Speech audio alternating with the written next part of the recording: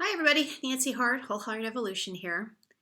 It is Wednesday, January 13th, and I'd like to start out with a quote from a really badass poet and philosopher by the name of Rumi. Many of you may know him, many of you may not. He's a 13th century poet and mystic who has some crazy good things to say about life and how we navigate through it, but in a really poetic sort of a way.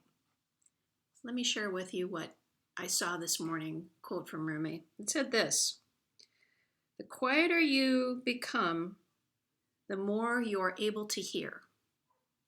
The quieter you become, the more you're able to hear." Like my dog said, life goes on, right? There's so much noise going on right now, particularly this last week here in the United States. So much noise. Grief, anger, vitriol, compassion, pain. Oh my gosh. You open up an email, turn the TV on, you go onto social media, and there is so much noise. I'd like to really challenge us this week. I'm certainly challenging myself to look at when I'm tempted to make noise.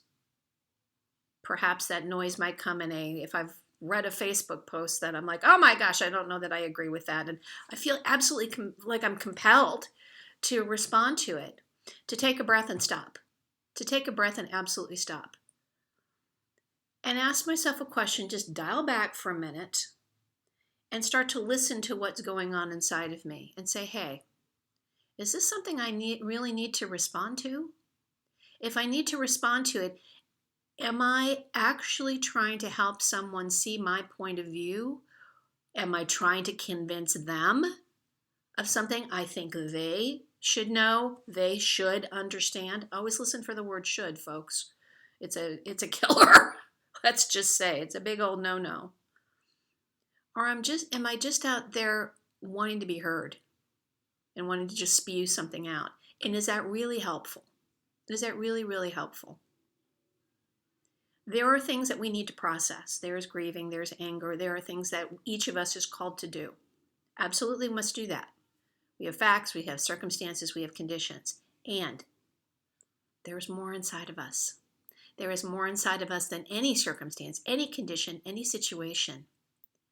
And if we are to hear what is ours to do, it's going to require, and I do believe require us to listen, which means creating an environment in which we can hear.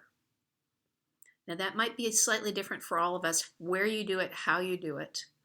I would encourage, particularly for those of us who engage in the social media platforms or turn on the TV for our news or what have you, we're getting so wired in. What if we disconnected for just a little while? Could just be one news cycle, could be for an hour, could be for a day, to just hear what's going on inside of us. We put that device down and away so we can hear what's ours. Here's the joy of that. We may find that we have some compassion for someone we didn't before. We may hear a nuance inside ourselves that said, you know something, what if you thought about it this way? And that led you to take an action that was much more supportive of you and, who you are in this moment. Or allows you, as it did me this past Sunday, a real gift of grace. And I'd like to tell you about it. So come with me into my Sunday morning.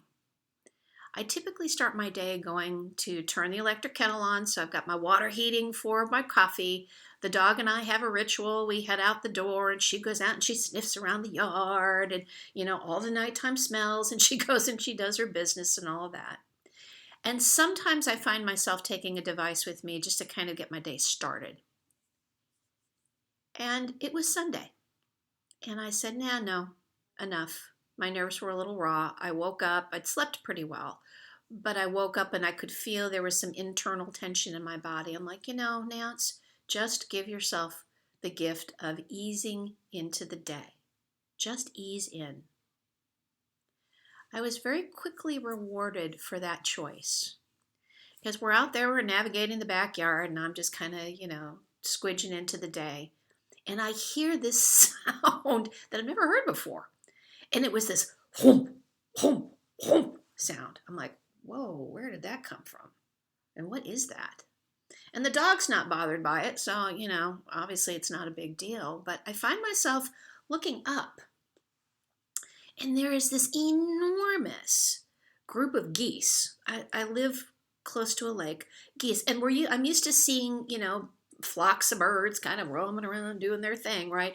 And I'm so admiring of their patterns. And sometimes you'll hear them honk or call or whatever it is that they do to talk to one another. But this was different. And when I came to quickly understand it, that this hump, hump, hump was coming from the birds, the flock that was flying over me. And it was literally their wings moving the air as they were flying. And it just got me to sit back on my heels and go, wow. And you probably just noticed my shoulders just went down. Well, that's what I started to notice, is that the tension in my body started to release. I felt myself ground. And I began to notice, I said, you know something, Nance? Isn't this an amazing reminder of what it is to have the gift of a moment to just dial back and listen to what's going on inside of me? Oh, and it can just be that moment. I came to describe it as a moment of grace. Why is this important to you? Why is this whoop, whoop, whoop moment important? I think it's important because it's an example of what each of us can discover if we are willing to shut it off for a little while, dial back, and bring our psyches and our consciousness and just our bodies, our psyches, just allow it some space, some peace, and some grace. So your call to action is to become aware of when you're feeling ramped up and you want to just go this week. And it's very easy to do. It's a very human thing, trust me. And take that moment and see if you can shut everything off for a little bit, dial back, and listen for your whoop, whoop, whoop. And embrace that gift of grace. And know that you are a gift of grace, because you are an emanation of all that is. And let's bring our best selves into this moment. Let's see if we can calm ourselves down to not react, but to respond and take the next step that we're meant to take together. Well, there's our womp womp womp, people. That's what it's all about with bird wings. So feel my heart, from my heart to yours. Peace to you this week. May you hear your birds move the air with their wings, and blessings to all. And I will see you next week. Peace, calm, listen well. Bye-bye for now.